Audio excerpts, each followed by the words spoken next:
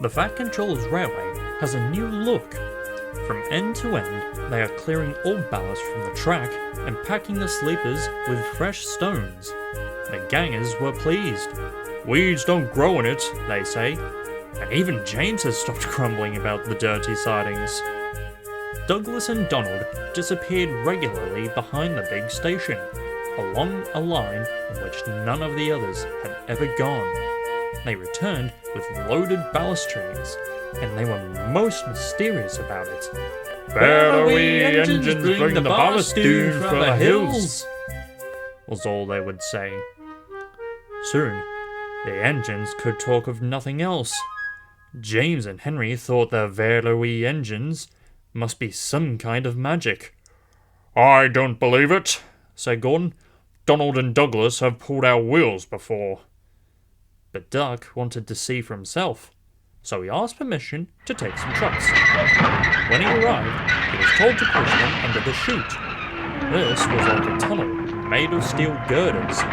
On top of it stood some queer-looking trucks. "What do you think of our chute?" said a voice. "Good, isn't it?" Duck blinked.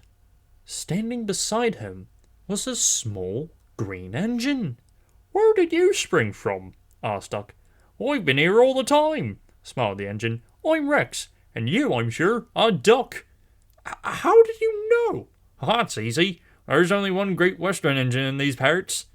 The sun rattling and roaring. Duck's whole train shuddered. What was that?" he asked, startled. "That's our chute. The bombs of those wagons slide out, and the stones fall through the chute into your trucks. We may be small, but we're quite efficient." Duck puffed away, much impressed.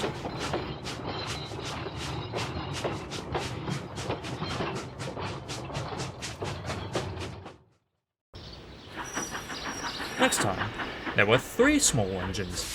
Rex introduced Duck to Bert and Mike.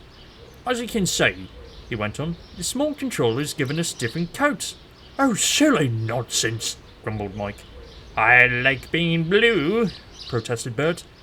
"It's all right for you," fumed Mike, "but not for me. Passengers will say I look like a pillar box." "Shocking," said Rex, and winked at Duck. "Consider my feelings. When we were both green, passengers kept calling me Mike." You, spluttered Mike. "Stow it, you two," said Bert. "Duck," he went on, "have you seen our coaches?" "Where are they?" asked Duck. "Over there," said Bert. "But they're they're not like ours," he finished lamely. Rex smiled. "I agree. They are like trucks, but they behave surprisingly well." "Oh, says you," put in Mike rudely. "They're all right, if you treat 'em right. Besides, passengers like 'em. They won't use cover on a fine day. It's this scenery, you know. Trees, mountains and such. Can't understand myself, but then passengers are quite queer." "You're right there," said Mike. "Give me goods trains every time." "Do you like trucks?" Duck was surprised. "Oh, not all of them," smiled Mike. "But our big ballast hoppers are different. They run on bogies and sweetly as any coach. We take them to the old mines, fill 'em up, and run 'em down here to the chute. The men pull some levers, and the whole lot's unloaded before you can say small controller. No trouble at all." "How about hot axle boxes?" put in Rex. "We soon cured that nonsense." "You mean the small controller did?"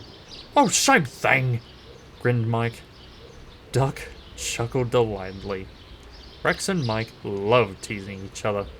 "I can't understand," said Duck. "Why, I've never heard about you before." The small engines all answered at once. We've only just come from our railway in England which closed.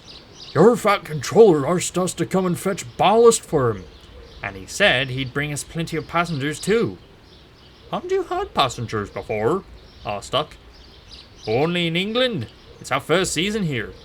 Oh, promised Duck, then I'll bring you lots. Goodbye, goodbye! And he puffed excitedly away to see about it.